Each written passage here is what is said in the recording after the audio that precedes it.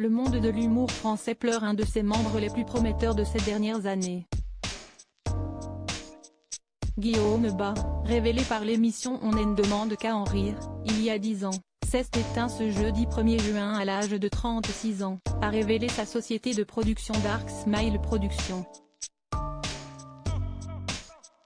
Victime d'un handicap et de la maladie des os de verre, l'humoriste à la vie pas toujours facile était un très grand adepte de l'humour noir et n'hésitait pas à rire de ses différences, notamment avec son ami et producteur Jérémy Ferrari avec lequel il collaborait de façon très régulière. Ce dernier a lui aussi tenu à réagir personnellement face à cette triste annonce.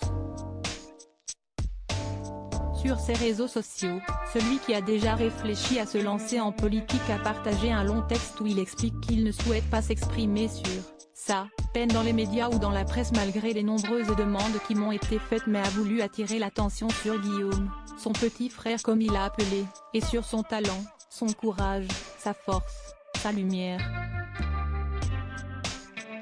Alors que les interrogations sur la mort de l'humoriste restent nombreuses, Jérémy Ferrari a apporté quelques éléments supplémentaires pour expliquer ce qui a pu se passer. Guillaume devait donner une conférence hier à 19h30, il ne s'est pas présenté et ne répondait pas à nos appels. Je me suis rendu chez lui et je l'ai trouvé décédé dans son lit, probablement dans son sommeil, a-t-il expliqué, tout en rappelant que cette dernière information reste à confirmer par les médecins. Pour conclure, malgré sa douleur, l'humoriste, qui a également connu quelques difficultés au cours de sa vie, a annoncé qu'il suivrait l'exemple de son ami et continuera à essayer de vous faire rire du mieux qu'il peut, avant d'adresser ses pensées à ceux qu'il aimait autant que lui. Ces tragiques décès de personnalités qui ont déjà marqué l'année 2023. Guillaume Bas, de nombreuses personnalités lui ont rendu hommage au cours de la journée. Plusieurs autres personnalités ont également rendu un hommage à l'humoriste. Parmi elles, Anne Romanoff qui a salué la mémoire de l'artiste sur son compte Instagram.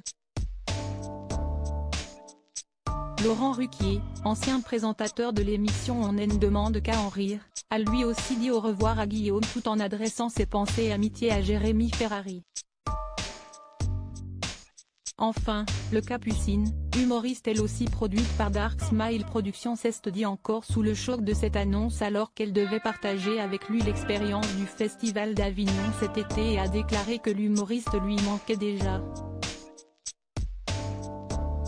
Crédit photo, capture écran YouTube. Les duos impossibles de Jérémy Ferrari.